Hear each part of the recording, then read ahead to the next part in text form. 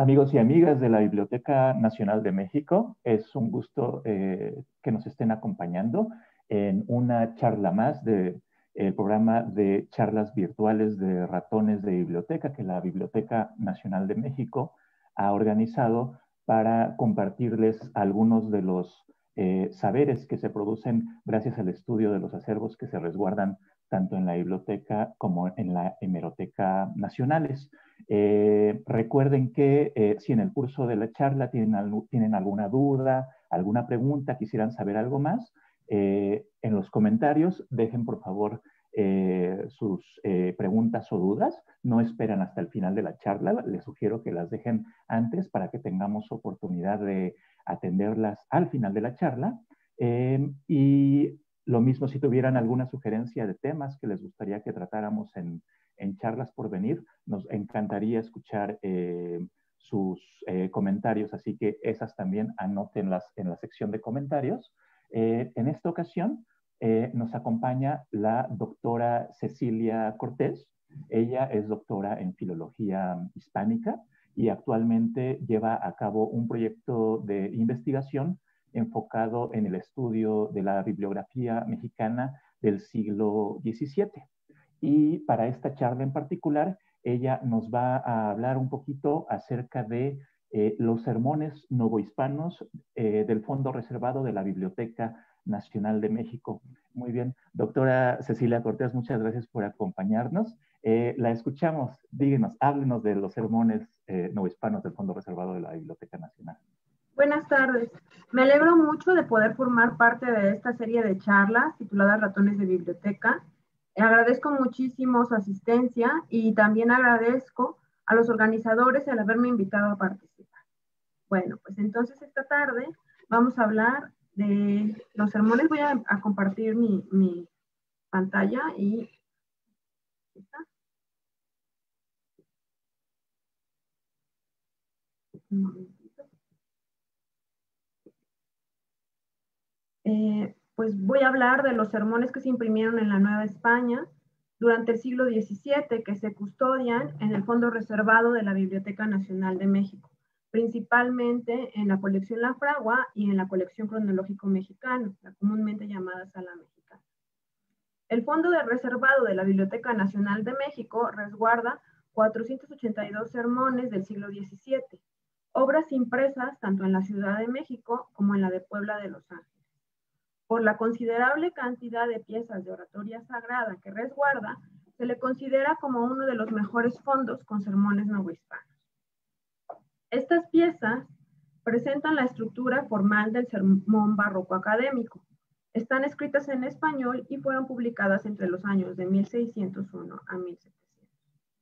En cuanto a su estructura material, los sermones impresos son textos que cuentan con entre 20 y 60 páginas aproximadamente. Hemos notado que a medida que avanzan los años del siglo XVII, estas piezas se van volviendo más extensas, tanto en su contenido como en los textos que conforman los preliminares. Los sermones generalmente se imprimían, la mayor cantidad de sermones impresos encontrados, se imprimían como sermones sueltos. Y a continuación presentaré brevemente cómo se conformaban estos sermones. Bueno, todos estos sermones cuentan con una portada, ¿no? Y como ejemplo, voy a presentarles algunas portadas en las que vamos a poder observar brevemente esta evolución. Bueno, esta es la portada de uno de los primeros sermones impresos en este siglo. Podemos ver el anterior era de 1612, es de un predicador español y se reimprimió en la Nueva España, en la Ciudad de México. La siguiente portada es de 1623, vemos que en la portada presenta un escudo, es de Guillermo de los Ríos. Y bueno, estas primeras portadas de esta primera mitad del siglo, pues como vamos a compararlas ahora, pues son, digamos, un poco más sencillas, con menos información. Ya el último ejemplo de la portada que voy a dar, pues vamos a ver que pues, cómo contrasta, ¿no? Esta portada. Este es del padre Esteban de Aguilar, de la Compañía de Jesús. Es un sermón en honor a San Juan de Dios, es de 1650. Y bueno, aquí ya estamos en la segunda mitad del siglo, vemos cómo la portada pues cambia, ya está más adornada, tiene más información, una portada orlada, y pues va aumentando, ¿no? Este es un sermón dedicado a Santa Rosa de Lima. Se predicó en la ciudad de Oaxaca en una octava, o sea, se predicaron 8 sermones, bueno, se celebraron 8 misas y se predicaron 8 sermones. Lo predicó el fraile Cristóbal de Agüero, dominico, y bueno, es de 1671. Ahora este es de 1675, es en honor a San Francisco Javier, y este, como la portada nos lo indica, se elaboró y se pronunció en Manila. Pero bueno, recordemos que en estos tiempos Filipinas dependía de la Nueva España, entonces pues es normal que se publique en México, ¿no? Pero resalta el hecho que dice, hecha y dicha en la ilustre y siempre leal ciudad de Manila. Y bueno, ahora este es como pues el ejemplo del contraste, ¿no? Entre las primeras portadas más sencillas y esta que pues está prácticamente llena de información, ¿no? Este es de Antonio Delgado y Buenrostro, es del año de 1696. Y bueno, podemos ver el título, ¿no? Esta portada muy detallada, muy recargada, toda la información que contiene. El título del sermón y la materia sobre la que se va a predicar. Se titula Oración Sagrada que hizo sobre el verso 7º del Salmo 50. ¿En dónde? ¿En dónde lo predicó? Nos da la información. En la Santa Iglesia Catedral de Puebla de Los Ángeles. Luego nos dice cuándo. El día viernes de los dolores de la Madre de Dios por la tarde. Es decir, este sermón se inserta en el tiempo litúrgico de la Cuaresma. Y nos dice, como nos explica un poco, nos da el contexto de la celebración. Con la circunstancia de ponerse a vista de los fieles una hermosa efigie del rostro de nuestro Señor Jesucristo, que llaman Verónica, iluminada de resplandores de gloria. O sea, nos está dando todo el contexto de cómo se predicó este sermón. Y además nos dice todo el festejo, bueno, la celebración, no festejo porque es Cuaresma, la celebración en la que se enmarca. Nos dice, en concurso de 6 sagradas oraciones que se hacen por diferentes evangélicos oradores sobre los demás versos del mismo salmo. Es decir, otros predicadores pronunciaron sermones, diferentes predicadores pronunciaron 6 sermones sobre este mismo salmo. Cada uno se dividieron los versículos del salmo y lo fueron explicando en esta Cuaresma. Es importante que sean 6 porque la Cuaresma pues tiene 6 semanas. Entonces cada semana un predicador diferente fue explicando en su sermón este salmo. Y bueno, además nos da más información. Estas oraciones sagradas, estos sermones se pudieron predicar porque el ilustrísimo y excelentísimo señor doctor don Diego Osorio de Escobar y Llamas, obispo que fue de esa iglesia de Puebla, dejó, ¿no?, el dinero suficiente como para que se fueran predicando cada Cuaresma, ¿no? Entonces, ¿quién las predicó? Ahora viene el nombre del predicador. El licenciado don Antonio Delgado y Buenrostro.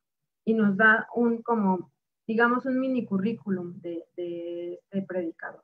Domiciliario de dicho obispado de la Puebla. Capellán y secretario que fue del ilustrísimo y reverendísimo señor doctor don Juan García de Palacios, obispo que fue de La Habana, y su examinador sinodal en dicho obispado. En esta portada encontramos esta presentación del predicador.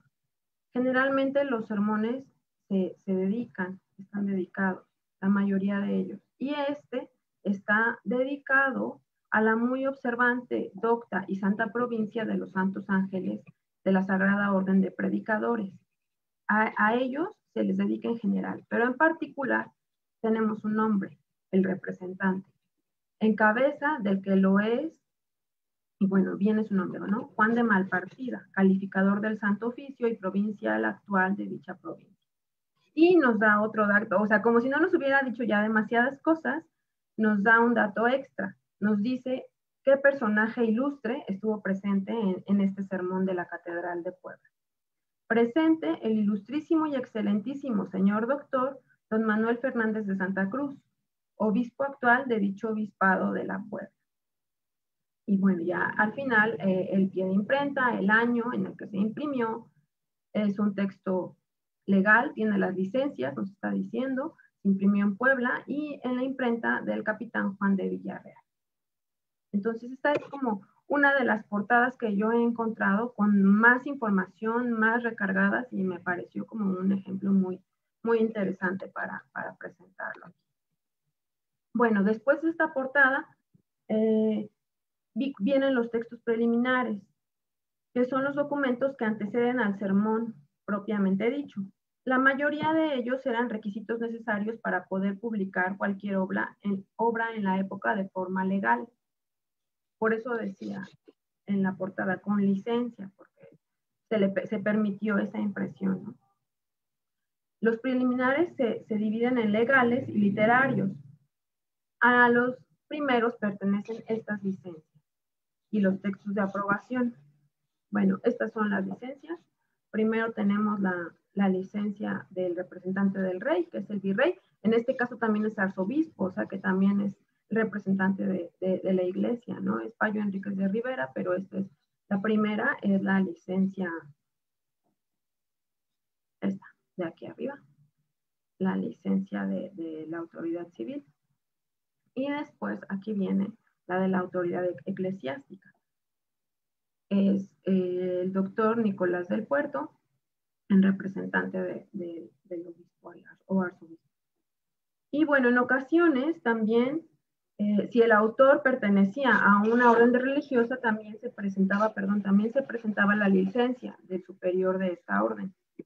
Aquí tenemos un ejemplo. Fray Juan de Luzuriaga es el comisario general de los franciscanos y es el que da su licencia para que se publique este sermón.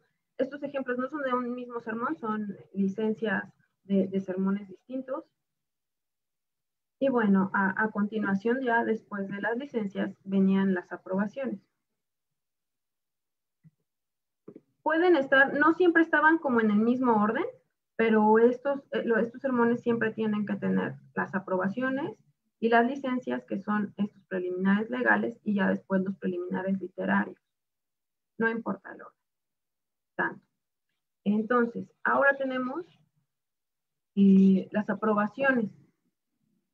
Y entre estas aprobaciones, pues estos textos se les podía titular censuras, parecer, aprobación, juicio, sentir. Y bueno, aquí tenemos un ejemplo de un parecer de un mercedario. Aquí tenemos un ejemplo de un sentir de la orden de predicadores.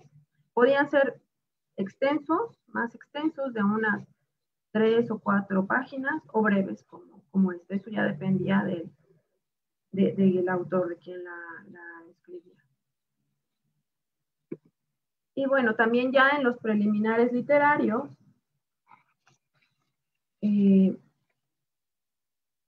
tenemos las dedicatorias, generalmente eran las dedicatorias del autor o las dedicatorias de quien era el mecenas de la obra.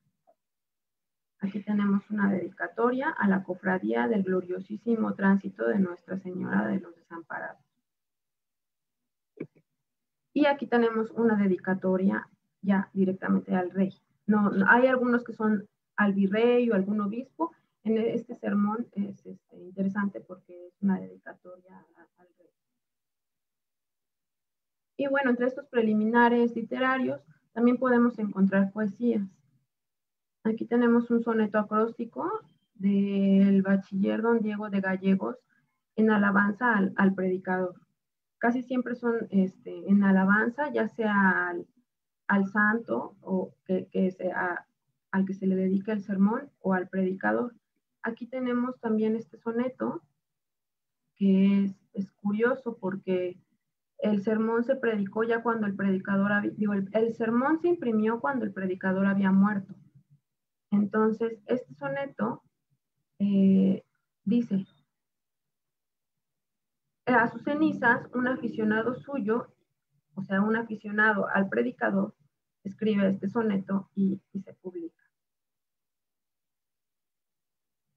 También podemos encontrar prólogos en los sermones. Son prólogos del autor generalmente. También encontramos grabados. Podemos encontrar grabados de Cristo. Podemos encontrar grabados de la Virgen. Este me parece muy bonito porque es como la Virgen protegiendo pues toda la ciudad, ¿no? Y se ven las distintas iglesias y por ejemplo, por aquí dice San Jerónimo, Santiago, San Juan. Entonces es como un mapita y la Virgen protegiendo y por acá los frailes. Entonces es muy bonita muy bonito este grabado. También grabados de la Virgen de Guadalupe. Esta imagen también es muy, bueno, a mí me gusta mucho, me recuerda un poco a, pues no sé, a como las versiones caricaturizadas que se han hecho de la Virgen de Guadalupe, como esa de Virgencita Plis. Bueno, yo cuando vi esta me la recuerdo mucho, no sé, me parece muy bonita. También tenemos, por ejemplo, de San Miguel, de San Francisco, y también tenemos escudos entre estos, los grabados que aparecen en los sermones. Este es el escudo de la ciudad de Guatemala. Aquí vemos a Santiago en su caballo y vemos que la leyenda del escudo: a la muy noble y leal ciudad de Santiago de los Caballeros de Guatemala. También podemos encontrar escudos de las órdenes. Es un escudo de los dominicos. Escudo franciscano con los elementos más representativos de la orden. Y también tenemos escudos de personajes nobiliarios, o en este caso es un escudo de un obispo, es de Manuel Fernández de Santa Cruz, y lo ponen en la dedicatoria. A él está dedicado el sermón y en la dedicatoria ponen su escudo. Este escudo también es de un obispo. Y bueno, ahora ya, después de todas estas preliminares, tanto legales como literarios, pues ya entramos en el sermón en sí, ¿no? En el cuerpo del sermón. Y bueno, los sermones siempre comienzan con un tema. Me perdí un poco tenía como el apunte precisamente para que no me pasara esto, no me perdiera, y me perdí un poco, pero ya encontré. Bueno, los sermones empiezan siempre con un tema e incluso en ocasiones pueden llegar a tener dos, como es el caso de esta portada, de este inicio del sermón. Es otro sermón diferente. Vemos que tiene dos temas. Ahora voy a explicar qué es un tema. El tema es un tema con TH, es una cita bíblica literal, es decir, en latín. Debe enunciarse claramente el libro bíblico del que se extrae y no debe ser una cita ni muy larga ni muy breve. Así que generalmente es un versículo de la Biblia sobre el cual el predicador elaborará el discurso de su sermón. Suele ser una cita extraída de las lecturas del Evangelio que corresponde a ese día. Entonces, podemos pensar en el tema como una puerta que da entrada al sermón. Félix Herrero Salgado, uno de los mayores estudiosos de la oratoria sagrada española, dice: el tema da entrada a la voz del predicador. Las palabras divinas, recordemos que es un extracto de la Biblia, las palabras divinas lo autorizan. El texto del tema se toma del Evangelio del día y se va desgranando en las distintas consideraciones del sermón. Así como ya lo adelantó Herrero Salgado en la cita que acabo de leer, los sermones se componen generalmente de consideraciones, que son las partes en las que el sermón se desarrolla mediante un complejo sistema de divisiones y amplificaciones de los conceptos y de las ideas propuestas. Y bueno, ahora que a grandes rasgos, aquí está el inicio del sermón con dos temas, ahora que ya más o menos tenemos claro lo que es un tema. Entonces, ahora que a grandes rasgos hemos visto cómo es un sermón suelto de la época de esta época del barroco, he de decir que también podemos encontrar sermones insertos en obras más extensas, generalmente en relaciones de fiestas o relaciones de acontecimientos, como por ejemplo la obra titulada,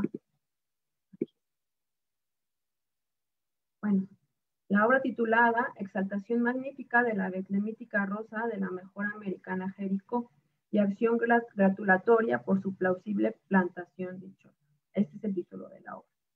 Esta obra fue publicada en 1697 por María de Benavides, viuda de Juan de Rivera, y celebra la publicación de la bula en el año de 1687, en la que se aprueba la fundación de la orden betlemítica.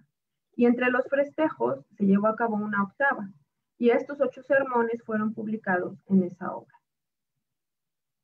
Pensé que había puesto la portada de esta obra, pero creo que me la salté. Entonces, el siguiente ejemplo de sermones insertos en otro tipo de obra, lo tenemos en este Sagrado Padrón, del que sí tengo aquí la portada, Sagrado Padrón y Panegíricos Sermones a la memoria de vida al suntuoso, magnífico templo y curiosa basílica del convento de religiosas del glorioso Abad San Bernardo, obra que contiene 8 sermones. Los primeros 7 corresponden a la dedicación de la iglesia de San Bernardo de la Ciudad de México, y el último conmemora el traslado de los huesos de su principal mecenas, don José de Retes Largache, a una capilla al interior del templo. Por último, podemos encontrar sermones en obras conocidas como sermonarios, es decir, obras que agrupan estas piezas de oratoria sagrada, ya sea de un mismo predicador o de diferentes predicadores, pero con un eje temático específico.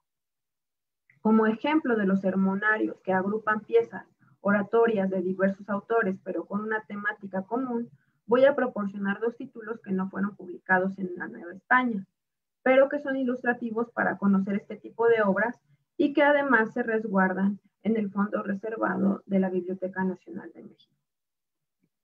El primero es el sermonario que celebra la beatificación de Santa Teresa, el cual fue impreso en Madrid en el año de 1615 por la viuda de Alonso Martín y se titula Sermones predicados en la beatificación de la Beata Madre Teresa de Jesús.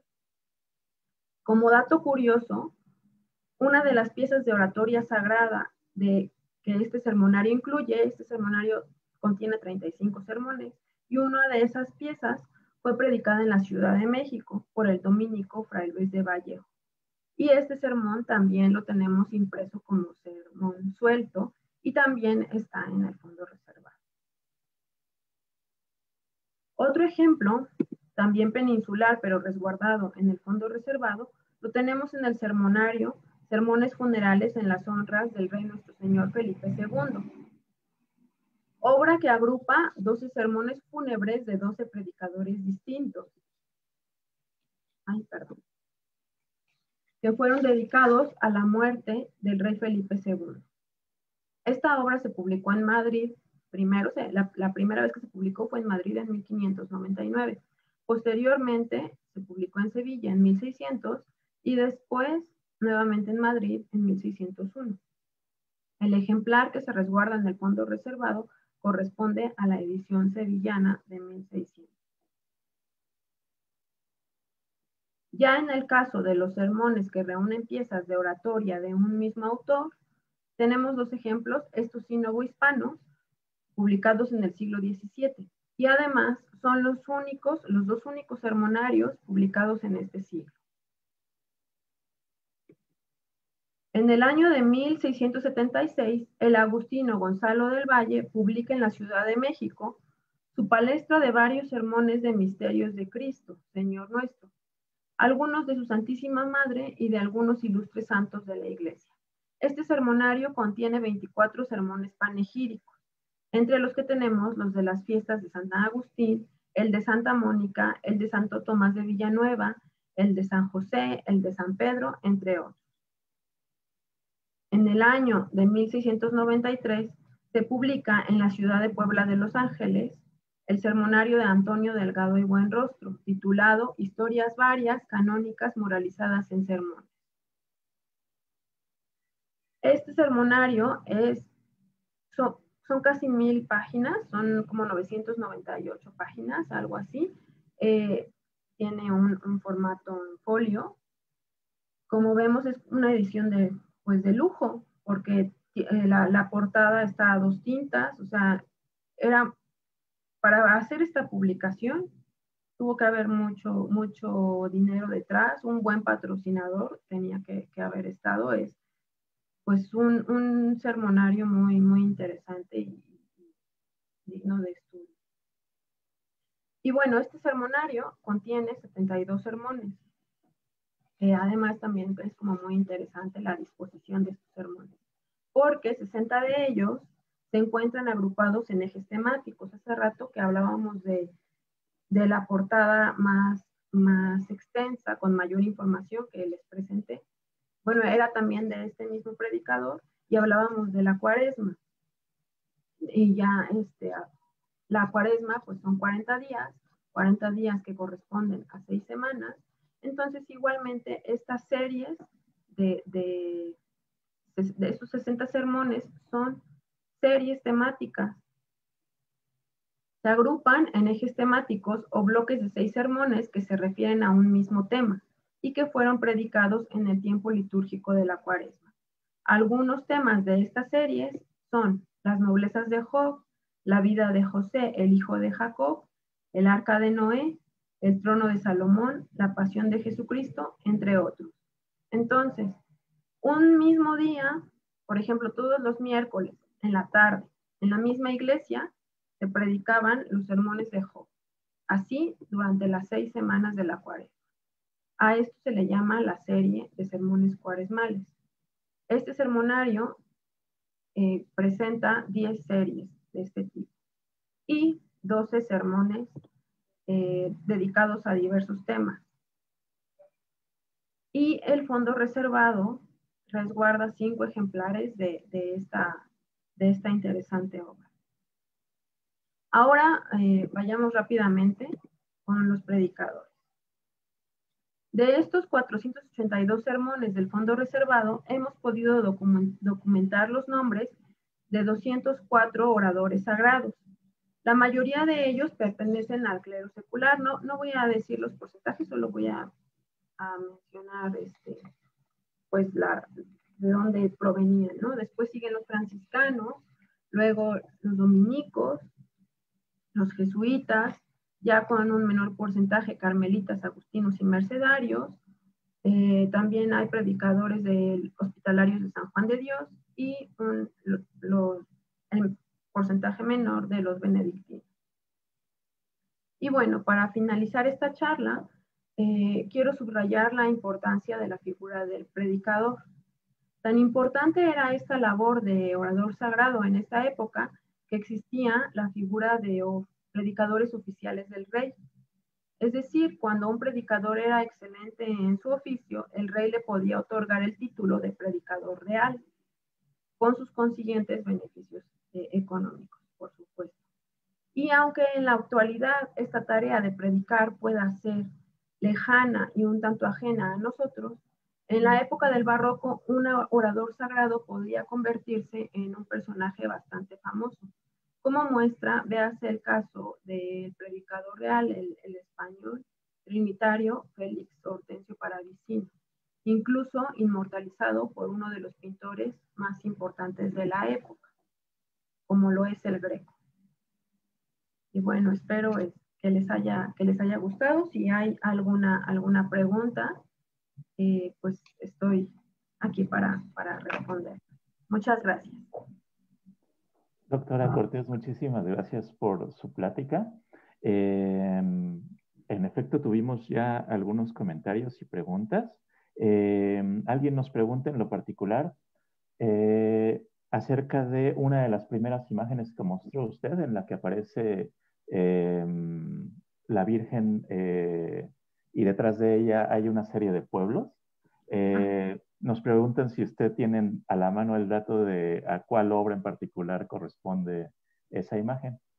O si no tiene el dato a la mano, lo podemos Sí lo responder. tengo. Ah, Lo perfecto. tengo porque, bueno, no lo tengo inmediatamente, pero lo tengo, elaboré como el listado de dónde saqué las imágenes que puse aquí en la presentación.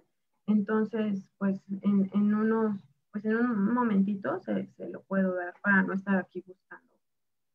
Muy bien. Y bueno, el tema es fascinante. Estos impresos tienen una gran belleza y hay mil caminos por los que se puede acercar a ellos en una investigación, tanto por sus características tipográficas, iconográficas, literarias. Imagino que para usted debe ser un poquito abrumador en ciertos casos acercarse a un objeto como estos, ¿correcto?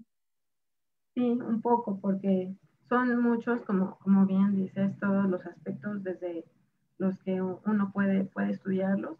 Y también, pues, intenté como mostrar como la diversidad, ¿no? Todo lo que podemos encontrar en ellos, que yo creo, bueno, ya hablar de los contenidos, pues ya, eh, pues no da tiempo, entonces, sí. También, sí, nos centramos en los títulos, en la evolución de los títulos, no solamente en la portada, sino centrándonos únicamente en el título, pues los primeros se comienzan llamando nada más sermón de, no sé, de San Miguel. Y ya después se hace toda una elaboración barroca de juegos, de figuras, también muy interesante. Y creo que también eso es como un aspecto muy interesante que aún no está estudiado. Bueno, hay muchas cosas de estos textos que, pues que no, todavía no hemos estudiado. En los sermones españoles se tienen más estudios, tampoco está agotado el tema, pero en lo novohispano pues todavía es menor, ¿no? Entonces sí tenemos aquí todavía como mucho que explorar y mucho jugo que sacarle a estos textos, que quizá de entrada, pues al escuchar la palabra sermón, pues uno se asusta y así cuando son clases o cursos así sobre sermones, pues como, como cada vez es de entrada la palabra impone, pero cuando uno se acerca y ve estos textos y pues los tiene en las manos, la verdad es que, bueno, no sé, a mí me pasó así, cuando uno los tiene cerca, pues ya después no se puede alejar de ellos tan fácilmente. Lo imagino. Y tal vez hay personas que nos ven en casa que tal vez no sepan que la Biblioteca Nacional al momento de su fundación se funda absorbiendo fondos de bibliotecas conventuales. Entonces, a causa de esto, buena parte del fondo antiguo de la Biblioteca Nacional está compuesto por obras como estos sermonarios o obras de carácter litúrgico, ¿correcto? Sí, y algo que señalé y se me olvidó decir, eh, hay algunas de estas obras que están en la Biblioteca Nacional Digital. Por ejemplo, les puse alguna marquita. Esta tiene el asterisco aquí, es porque está digitalizado. Igual de las obras eh, hay un sermonario, el del que está publicado en la Ciudad de México, Palestra, ese también está digitalizado, el que contiene 24 sermones. Entonces, pues también si quieren acercarse sin tener que acudir físicamente ahora que no podemos a la Biblioteca Nacional, pues podemos acercarnos a estos textos. Por acá, a ver, es que estoy buscando, perdón que pase tan rápido, pero estoy buscando los que señalé que están en la biblioteca digital. El Sagrado Padrón, también está digitalizado. Excelente.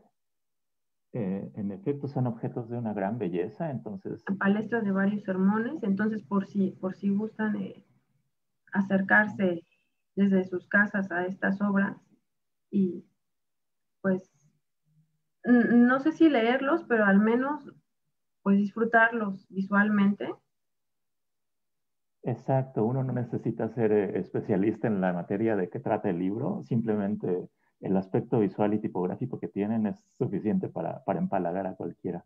Bien, doctora, nos han llegado varias preguntas, así que se las comparto. Raúl Robledo nos pregunta si tiene usted en la memoria ahorita cuáles son los temas políticos de los que tratan los sermones de cuestiones políticas. Bueno, ahora me viene a la mente, hay, cuando los galeones salen de Nueva España hacia la península, pues siempre hay piratas por ahí queriendo quedarse con el botín. Entonces hay un sermón, fue una orden real, que se predicaran sermones en agradecimiento porque los galeones habían llegado a buen puerto en la ciudad de Cádiz, en España, y se pusieron a salvo de los piratas ingleses. Entonces, había una fecha específica en la que se tenía que dar gracias por este buen arribo de estos navíos. Entonces, pues bueno, tenemos varios, no sé ahora cuántos, pero sí es como una constante que se predicaban, porque pues también hay que recordar que estos no son los sermones no son todos los sermones que se predicaron en esa época, o sea, son un escaso porcentaje. Imaginemos cuántos se predicaban cada domingo, cada festividad en la época novohispana y el porcentaje tan pequeño que se imprimió, ¿no? Porque además en la época pues era muy caro imprimir, no cualquiera imprimía, entonces los testimonios impresos que han llegado a nosotros pues son un porcentaje muy escaso de lo que, de la vida de estas, o sea, de lo vivo que estaban estos sermones en la vida de las personas en esta época. Y sí, eso es lo que más me viene a la mente. Muy bien, tenemos algunas preguntas más. Luz Trujillo nos pregunta si usted nos podría decir algo acerca de los sermones manuscritos. ¿Usted ha estudiado sermones manuscritos o se ha enfocado en impresos? En el fondo reservado también hay sermones manuscritos. Yo los estuve viendo cuando me adentré a este interesante mundo de los sermones, pero empecé por los impresos porque quería llevar un orden claro y sistemático. Entonces, como yo realicé un catálogo de estos sermones en el fondo reservado, fui buscando en Sala Mexicana y en los volúmenes facticios de la Fragua, fui buscando casi hoja por hoja estos sermones. Entonces, primero dije, tengo que tener como un criterio muy preciso y pues dije, primero empiezo con los impresos. Y los manuscritos, pues es un tema muy interesante que todavía está por hacer. Muy bien, tenemos algunas preguntas más. Es un tema que ha suscitado bastante interés y nos alegramos por ello. Veamos. eh, Mali Hernández nos pregunta si usted ha identificado alguna relación entre las órdenes de los predicadores y los temas de los que predica. Sí, tiene que ver. Pues generalmente los franciscanos predican más a San Francisco, aunque no siempre. También es cierto que cuando las festividades, por ejemplo, es la fiesta de San Francisco, entonces también van dominicos a predicar, van dominicos a predicar al convento de San Francisco. Pero sí pues es normal, ¿no? Que las órdenes tiendan a predicar los sermones de sus santos fundadores, principalmente. Los franciscanos, pues de San Francisco, los dominicos. Incluso hay un sermón que junta a los dos, que junta a San Francisco y a Santo Domingo. No recuerdo si es de un dominico o de un franciscano, pero es un sermón dedicado a estos dos santos fundadores de estas dos importantes órdenes religiosas. Muy bien, muchas gracias por su respuesta. Tenemos un comentario más. Ana Castaño eh, nos señala el dato de que en la portada de la oración fúnebre de Delgado y Buenrostro se nombra al que dotó una oración evangélica. Y ella nos pregunta qué tan frecuente era que saliera este dato en la portada y a qué se refería esta dotación y si era para publicar el sermón o para pagarle al predicador. Es una pregunta hecha de preguntas. Aquí está. Lo que yo entiendo es que el obispo, que fue obispo de Puebla, Diego Osorio de Escobar y Llamas, dejó como, digamos, como su herencia para que se publicaran, para que se instituyeran, es decir, para que ya quedara como establecido que estos sermones se iban a decir. Y dejó también el presupuesto para estos sermones, que yo entiendo que es para pagar al predicador.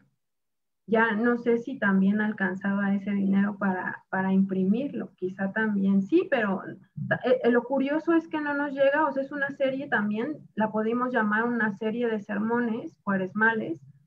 Su tema central es el verso séptimo del Salmo 50, pero solamente tenemos este sermón publicado como sermón suelto y nos hacen falta los otros 5 sermones que se publicaron esas 5 semanas de esa cuaresma de no sé si dice exactamente la fecha, si fue ese año de 1696. En la parte de abajo de la portada se alcanza a leer el año. Sí, pero ese es el año. Es que también es curioso, en las portadas muchas veces se dice, este sermón se publicó digamos, en 1615. Y después el pie de imprenta tiene la publicación 5 años después, puede darse también ese caso. O sea, no siempre se publica el mismo año en el que se predica, puede ser posterior. Muy bien. Y tenemos una pregunta más. Juan Calvo Portela nos pregunta si los grabados que ilustran estas obras eran elegidos por los predicadores o por los impresores. ¿Hay manera de saber eso? No lo sé, es así como una muy, muy buena pregunta que yo creo que muchos que nos dedicamos a esto quisiéramos saber. Yo creo, eso es lo que yo creo. Hay compañeros en el instituto, pues expertos más así en estos ámbitos de la imprenta. Yo pienso que los impresores ya tenían pues, su material. Entonces, quizás si el predicador se acercaba y le decía, oye, pero mi sermón es de San Francisco y quiero que le pongas el grabado de San Francisco, pues ya entonces el impresor le enseñaba y le decía, mira, aquí tengo estos, elige.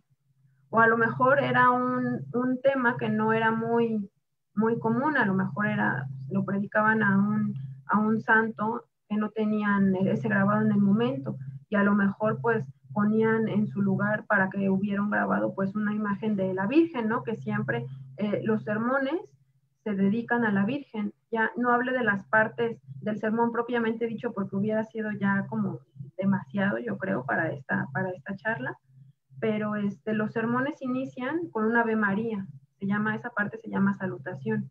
Entonces siempre se encomienda, el predicador encomienda el sermón a la Virgen para que este sermón pues rinda sus frutos, ¿no?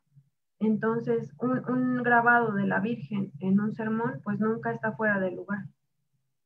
Entonces también dependía mucho del material con el que contara el impresor. Muy bien, muchas gracias por la respuesta. Verónica Soto nos pide la liga en la que pueden encontrarse las versiones descargables de algunas de estas obras y en unos momentos más se la compartiremos. Es la liga de la Biblioteca Nacional Digital de México. Y llega una pregunta más. Rubí Barocio nos pregunta si en el curso de sus investigaciones ha encontrado sermones que mencionen a Martín Lutero. Pues los sermones pasaban una censura.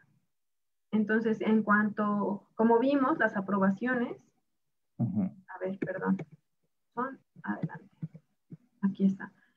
Los pareceres, estas aprobaciones, pareceres, sentires, estos personajes importantes, por ejemplo, Fray Domingo de la Vega, de la Real y Militar Orden de Nuestra Señora de la Merced, este mercedario se leyó todo el sermón, lo analizó y lo aprobó. Dijo, este sermón es correcto, está bien estructurado y no falta en nada a todo lo que estipula la iglesia. Entonces, todos los pareceres de estos sermones impresos pues son favorables, porque los que no tenían un parecer o una censura favorable, pues simplemente no eran publicados. Entonces, a menos de que se atacara y dijera el hereje, pues no se podía, o sea, quizá haya alguno, yo la verdad es que ahora no me viene a la mente, tampoco los he leído todos, pero si lo atacaba, quizá podría haberse publicado. Pero tenemos que tener en cuenta que estos eran textos muy cuidados.